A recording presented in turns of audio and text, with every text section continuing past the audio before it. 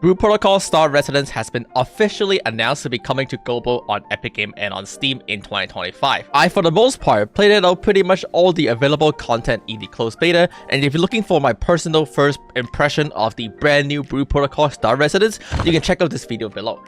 After the closed beta has ended, the developer has spent a lot of time addressing common feedback, problem that was observed in the closed beta, as well as more importantly, their futures plan.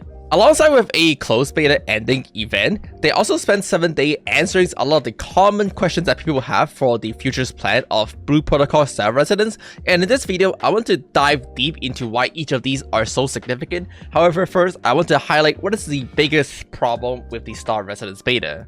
Look at this. Dungeon speedrun for a weapon, 1.16,000 gear score, only mage. The only reason people are basically only taking mage because the mage class is so overpowered that it does so much damage that people would rather just have like 4 mage DPS than anything else. It's just a speedrun dungeon simulator. That's a problem. Because it's so RNG and oh, I forgot to pop up first.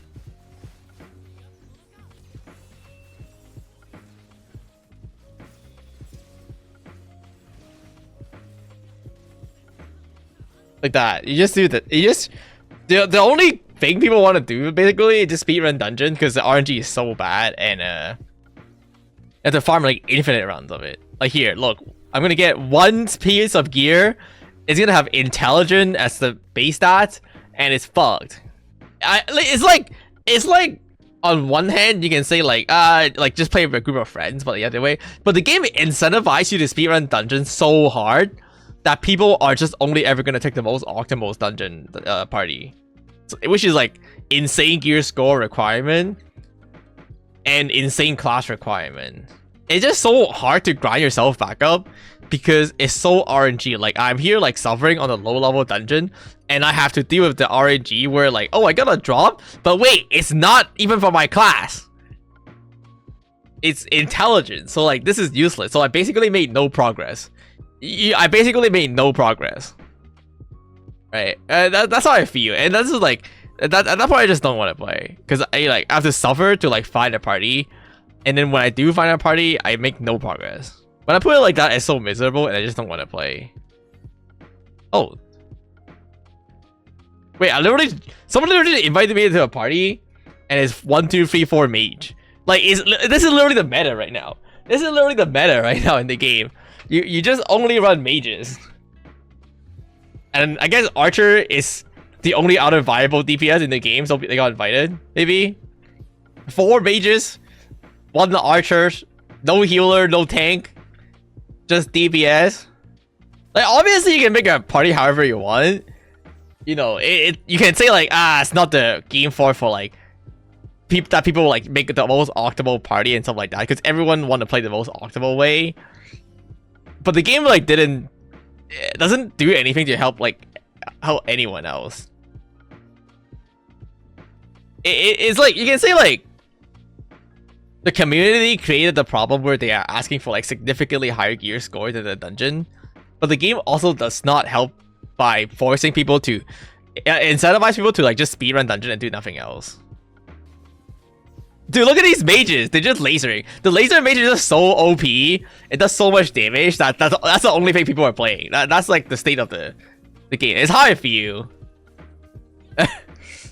Ooh, and then I'm gonna do this dungeon, not gonna get any drop. So I'm like, well, why bother farming?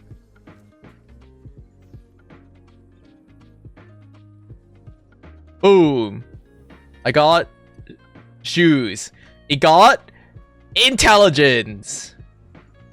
Main stat intelligence. So this is another mage shoes.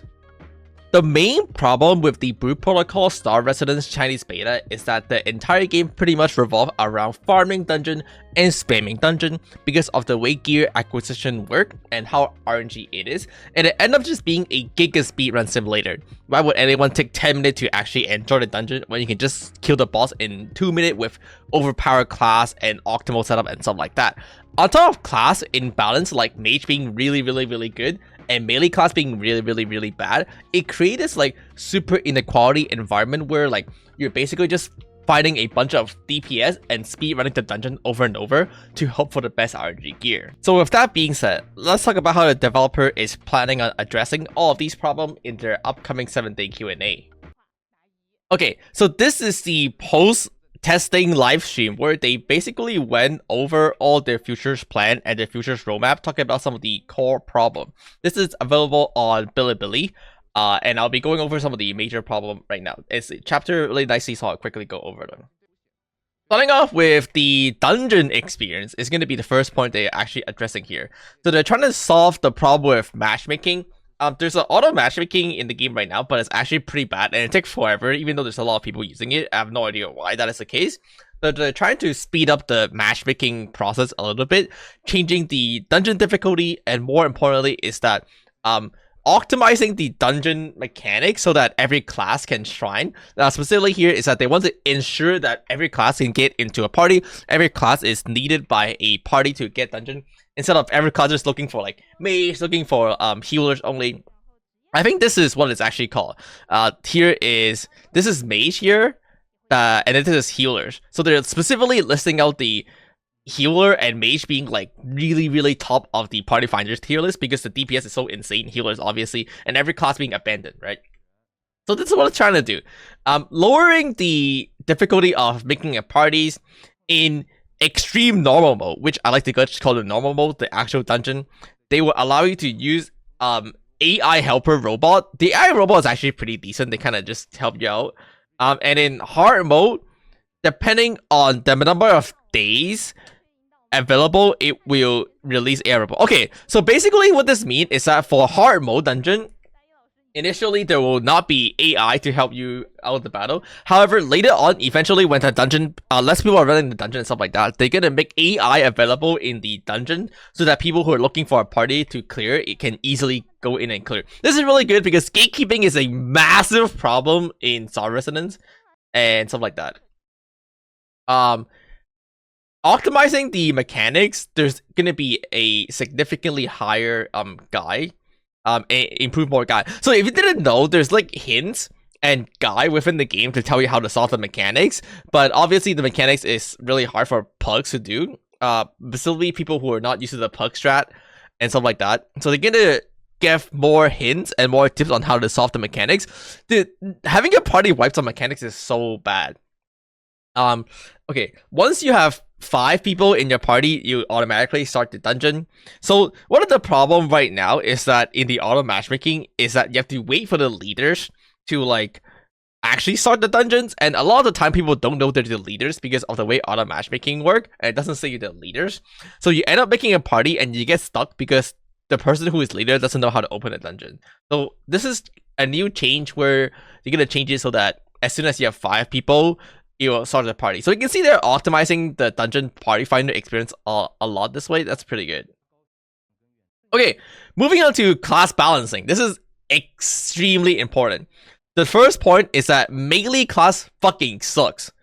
This is a really big problem in the beta, is that melee class are so bad. Specifically katana and lancers are so bad. So this is the first problem they're addressing. I'm gonna improve the gearing and the ability for melee classes specifically, okay? And most importantly, changing the battle environment for melee, the way the monster attack. Melee is just so bad, the range is so favored because you can keep DPSing the boss like no matter what, and melee class are like cooked. Let's move on to the next point. The class balancing being a problem. Yeah, so you can see there is the balancing around mage specifically. They called it out.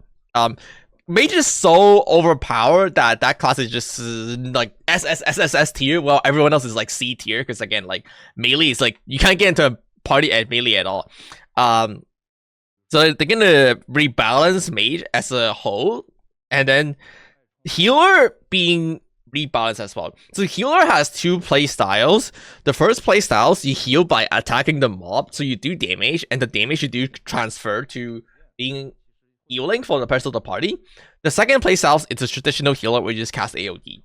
The problem with the first playstyles is that it is pretty much unplayable, and the two healer playstyles are only really one. Like either you're playing the actual healing styles or you say straight trolling. So I think they're just gonna also redesign how it works between the two class. So that seems to be another thing. Personally, I play archers. Archers, I think, is a pretty well balanced class, so there's no problem there. Let's talk about the next point. Gearing. Getting gear is extremely hard. Okay. So again, like as you can see in my experience, like getting gear through the RNG during the dungeon is really annoying. And it's really hard, and it's very RNG. So they're gonna be adding pity systems. The first time you clear a dungeon, you're guaranteed a on-class gear. Alright, so the first time you clear any dungeon, you guarantee a gear that is on your class. If you don't know how Brew Protocol Starter Center work, is that every single dungeon drop different gear. Like the Goblin dungeon could drop like top piece or earring and stuff like that. While the next dungeon it will drop like a bottom and like a necklace and stuff like that. So every dungeon drop different gear. They're gonna be adding a pity system so that the first time you clear it, you guarantee to get a gear. This is really good. This means that once you have procced it, the first time you procced it, it feels really rewarding because you guarantee to get something usable and you guarantee to get an upgrade when you clear the dungeon. When you put in the hard work and you figure out how the dungeon works, and when you figure out how to beat the dungeon, you guarantee to get rewarded. That's really good. When you put it like that, that's really good, right? It's like you put in the effort to learn the dungeon and you get something for it. That's really good. Improve the pity system for farming the dungeon. Increase the drop rate, but also increase the pity system. And also reduce the difficulty when it comes down to getting legendary gear. So like the problem right now is that legendary gear has an extremely low drop rate with no pity, and when you do get a drop, you have to compete with the RNG. Like first it has to be your class, then you have to roll for a stat line, which is like RNG, 3 layers of RNG. They're gonna be adding a pity system. I think it's like every 5 run you're gonna get a drop and something like that. Oh, and then here actually, they're gonna improve the way the stat line works, which is the first point. Improve the way the stat line works so that every stat line could be usable by every class rather than like, oh, you're a archer, you have to like farm for crit and nothing else matter and stuff like that. So it just feels so bad when you're an archer and you don't get crit because like every other stat line is like not usable. So it looked like they're trying to improve. They're not gonna remove the stat line, but they're gonna improve how stat line work. It's like you could use offline and stuff like that. That's pretty good. The second problem, there's gonna be class discrimination. So as I mentioned before, and as you have seen, the main problem with the way the dungeon work is that it's so incentivized speed running to the point where you just take 4 DPS, 5 DPS.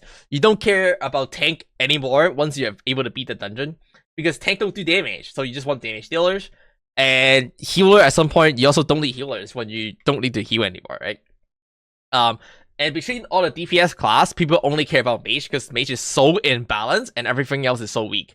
So they're trying to again improve the party finder system where your goal is that as soon as you have a party, you're able to go into the dungeon, right? Rather than like having to optimize your party and find a class and stuff like that. And more importantly, is that increase the drop rate for gear and lower the difficulty for high difficult dungeon, so that you don't have to like farm the most optimal party. Because right now the gatekeeping is so insane. Like not only you have to have like significantly higher gear than the dungeon require, but you also are getting class discrimination. Like if you're playing Lancers in the beta, you're never fighting a single party because Lancer is so bad.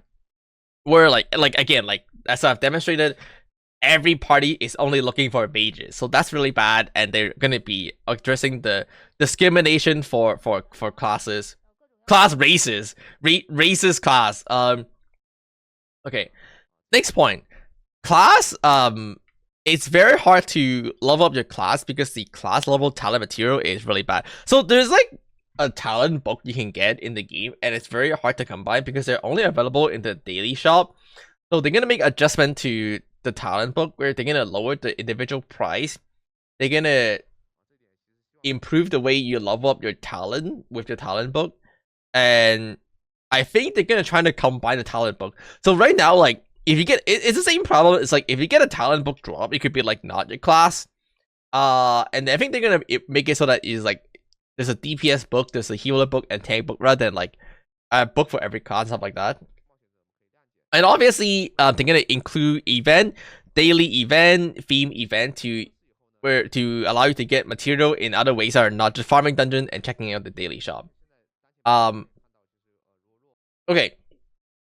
Seasonal stuff. So if you didn't know, Brew Protocol Star Residents work in a seasonal system. These are all really good. So there's a double EXP catch-up system where if you're behind on level, then you actually get double EXP. So they're gonna keep that throughout release. That's really good. Add a new system where like a mentor system. So if you're new to the game, you join after like 2 weeks, a month, there's gonna be a new mentor system where it'll never feel like you're behind to start the game today. Where if you start the game like 2 months later, you can still like enjoy it and play the game with like everyone else. So that's really good. And finally, like a new system called like a compensation shop. I have no idea what this means. We'll see. They probably talked about it in the actual live stream. Moving to the next point. Pay to win. This is really important. Right now, the shop doesn't really sell obvious pay to win item, but there's still gonna be some pay to win in the game. The main point is that the developers is not gonna officially sell item that have that.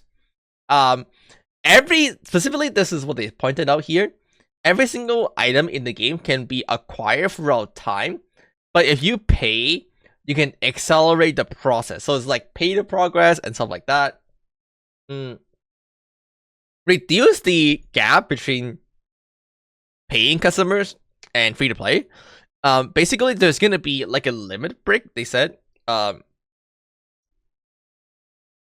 think the way it works is like if you pay, you can level up your skills to the cap faster. But the free to play will be able to get it the second week, kind of like it's like imagine if you're free to play and you can only level up like 5 skills the first week. As a pay to win, you can level up 10 skills the first week, but then you're gonna run out of skills to level the second week, so it doesn't matter. And then as a free to play, you can just level up the 5 skills like on the second week. So that's kind of how it works in the beta right now. Except because of the way it worked is that there's so limited material. As a free to play, you actually won't be able to level up your 5 other skills the next week because there's no material. So if they address that, then it just comes down to like time, and that's what they're gonna address too. So it's possible that the free to play and the pay to win gap is gonna close a lot. And of course, there's gonna be the auction house, right? The auction house is gonna allow people to easily trade gear, and they're gonna optimize the auction house. There's gonna be a fee, but the goal is that it will hopefully allow item to easily go back to players instead of being recycled in the auction house. This is the third point. It's hard to explain this one unless you have played the game before. Okay, then there is the bound and unbound currency. So interestingly enough, is that there is bound currencies and unbound currencies. And I'm not talking about the premium currencies. I'm talking about the regular currency you earn in-game. So the currency, the money you earn in-game, actually have bound and unbound. And I'm guessing they're going to give away more of the unbound one to allow like personal upgrade and stuff like that. Bound one, and while the unbound one are for the auction house, right? So the idea here is that they're going to increase the bound currencies significantly, so that when it comes down to like using it and upgrading it for yourself, is not going to feel that bad, while keeping the unbound version for the auction house. And they're going to add they're going to add more unbound item that allow you to sell on the auction house so that you can get more currency. And it's hard to explain these things unless you have played the game, and we'll see how they change it. Welkin. So if you didn't know there's a Welkin in this game, Welkin mean like it's like a daily pass where every day you log in, you get a little bit of currency. As well as battle pass. They're gonna improve the Welkin and the battle pass, how much they're worth, so that incentivize people to like spend money a bit. And they're gonna add more method of spending your bound premium currency. So the premium currency have unbound and bound. The bound was very limiting. You can't really do a lot of it, so it's like doesn't exist. But you're gonna add a lot more method to spend the bound premium currency, and I guess the idea is that they're gonna also give away more bound premium currency so that people can spend it. They're gonna allow you to like do like a few gachas per week on the limited currencies, on the bound currencies. More ways of getting materials by exchanging your bound premium currencies and stuff like that. Auction house. Okay. So the auction house is another problem. If you saw one of my other video, you'll see the auction house have 0 item on it because the demand is so high. So they're gonna adjust the way it works for supply. So obviously they need a significant increase for supply, because the demand is so insane, and so like even if you have money, you can't buy anything. When it comes down to popular item, like hot item, they're gonna add what? They're gonna add a lottery system. So you have to like gachas for the right to buy it. You have to like RNG the right to buy it and stuff like that. They're gonna have like it's like lining up at a store. There's like gonna be like a line. It's like weird. Oh, you have to like you can like queue up like a purchase order or something like that. Interesting. Okay. And obviously, they're hoping to increase the ways to get unbound money currencies so that the overall price of item can go down significantly for everyone else too. Okay, these are all interesting. Obviously, the economies come down to player base, so we'll see how the game is when it releases. Okay, next point, PVX. Housing system and things like that. So there's like a mini housing system. It's kind of fake. It's not that cool. But they're gonna add more to it. They're gonna add like a housing currency you can exchange for like furniture and stuff like that. They're gonna add more casual play styles like minigame and stuff like that. Adding more like theme event after the release to help players get away from just farming dungeon and stuff like that. I think they're gonna talk about how like farming dungeon is like the only thing to do in the game, so they're gonna try to add more things. Oh, here. The new player experience is pretty bad. It's really hard to find out what you're supposed to do. That is true. This is why you need to like watch Guy online. They're gonna improve a lot of the details. So like when you click on attack, what is the difference between like mastery and attack? So they're gonna improve a description of like things in general, like stat line and like what does that really do, so it's not as confusing. They're gonna improve the dailies, the beginner's guidebook, the recommended playstyles, and how to do Lycio and stuff like that to help new players to get around and stuff like that. Okay, that's a good change. Okay, I think for the most part, that is going to be the Q&A available in the ending live stream here, where they address some of the core main problems. One of the main reasons I love to emphasize that the game has potential rather than it is really good right now is because they do put a lot of effort and addressing some of these like core concern, addressing some of these like system concern, and actually making a lot of changes. Throughout the duration of the beta, actually they quickly implemented a lot of the major changes already, like increased drop rate, but look like they're going to continue to do that upon release. So again, once again, this game does have massive potential and it's really good for the futures for the developer to actually listen to feedback and address a lot of these problems. So that being said, keep up with Star Resonance on this channel, subscribe if you haven't. With that being said, thanks for watching as always, bye bye.